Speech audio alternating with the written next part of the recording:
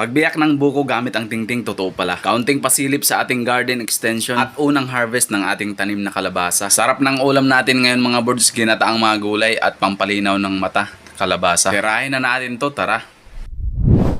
What's up mga birds? Kumusta po kayong lahat? Sa araw na to mga birds ay kasama ko nga pala si Mrs. dito sa ating garden. May ginawa kasi kami ditong extension mga birds kaya't konting pasilip na rin. Ito nga palang ginawa naming trellis mga birds para sa mga gumagapang nating pananim. At may ilang pirasong sitaw na nga pala tayo dyang itinanim. At mga upo naman dun sa kabila at dyan natin pagagapangin. At yan nga pala mga birds ang sabaw ng nyog namin ginawang suka. Masarap yan mga birds dahil organic. At sa part ng garden namin na to mga birds ay wala pang gaanong maraming tanim. Mga ilang linggo pa lang kasi mga birds ang nakaraan ng matapos natin tong linisin. At magbubunot muna tayo dito ng damo mga birds sa itinanim nating sitaw. Kailangan natin palaging linisin para sa mga nutrients wala silang kaagaw. At mas masarap talaga mga birds sa pakiramdam kapag wala kang kaagaw.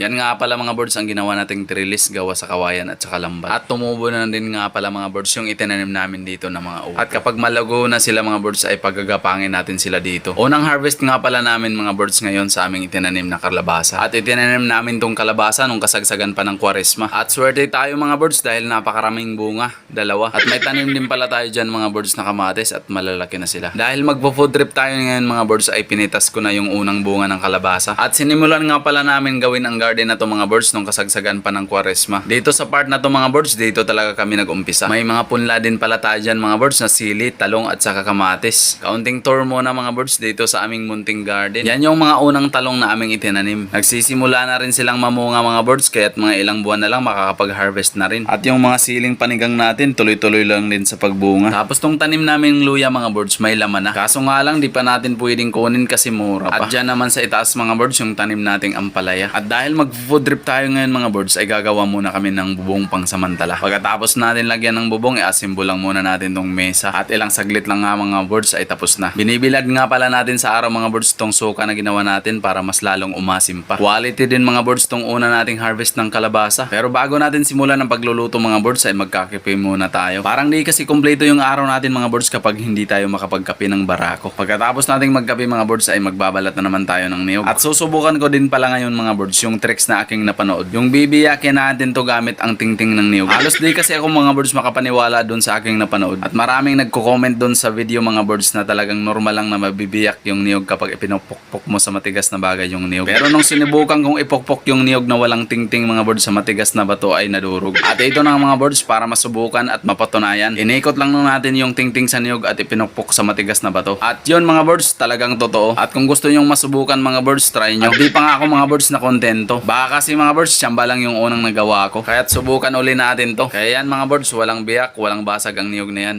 Subukan uli natin. Ngayon ko lang din kasi mga birds nalaman ang tricks na to. At sa pagkakataong to, 3 beses kong ipinukpok sa bato. At ito yung resulta mga birds, tingnan nyo. Pero pinahihirapan lang talaga natin yung sarili natin dito. Pero satisfied naman tayo mga birds. At sinimulan ko na kayo din yung niyog. Nagayat naman si Mrs. ng sibuyas at saka bawang. Napakaganda din mga birds ng quality ng una nating pitas ng kalabasa. Fresh na fresh at talagang organic pa. At hiniwa-hiwa lang yan ni Mrs. ng tigda 3 pulgada. 2 putahe nga pala mga birds ang lulutuin nating ulam ngayon. Ginataang gulay with sugpo at saka ukoy mga birds. At ito nga pala mga birds ang lulutuin nating kalabasang ukoy. Diyan sa inyong mga lugar mga birds, ano-ano bang uri ng pagluluto ang ginagawa nyo sa kalabasa? Nanguha na rin nga pala mga birds ako ng dagdag na gulay dyan sa ating garden. Dahon ng alugbate mga birds, pampadagdag sa sustansya. Napaka-healthy nitong dahon ng alugbate mga birds dahil nagtataglay ito ng iba't ibang uri ng mga vitamina mga birds tulad ng A, B, C, and K. Kumuha na din nga pala ako mga birds ng siling haba at saka malunggay. Tapos tanglad para sa mga taong di mo pa napatawad. Yung tipong nagbibinta ka ng gulay tapos wala naman siyang nagawa sa iyong kasalanan tapos hihingi siya ng tawad. At pagkatapos ka niyan mga birds ay lilinisan na naman natin tong ating sugpo. Mga 4 pounds lang yan mga birds at nabili natin ng $5. Mura lang naman yan mga birds. Mapapamura ka talaga sa sobrang mahal. At nilinis lang natin yan mga birds ng napakatindi. Tinanggalan lang natin mga birds ng paa, kamay at saka yung swabe niyang bigote. Yun o, sobrang linis, napakaswabe. Ito na nga pala lahat mga birds yung lulutuin natin for today's video. Unang gawin, magpapainit lang tayo ng mantika. Maglagay tayo ng 21 pieces na hiwa ng bawang, 15 pieces na hiwa ng sibuyas. Tapos ilagay natin yung kalabasa at halo-haloin hanggang sa maamoy ng kapitbahay. Kapag naamoy na ng kapitbahay yung ikalawang piga ng gata, tsaka natin ilagay.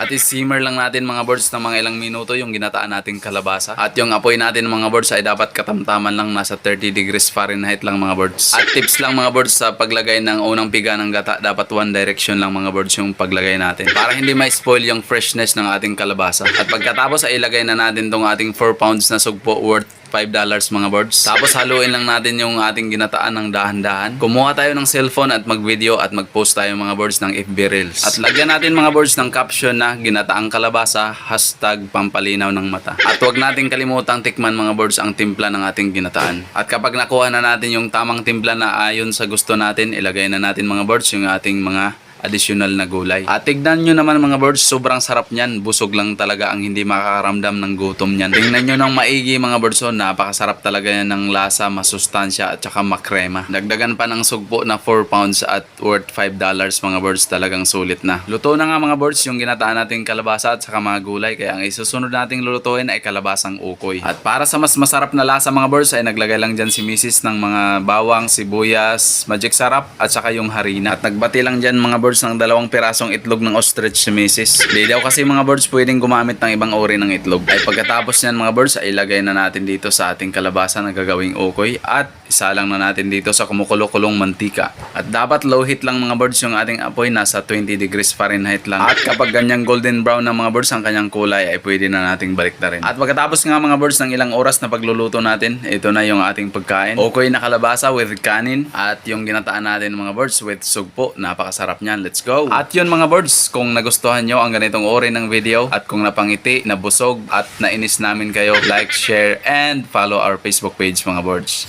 See you sa aming next video mga birds. Peace!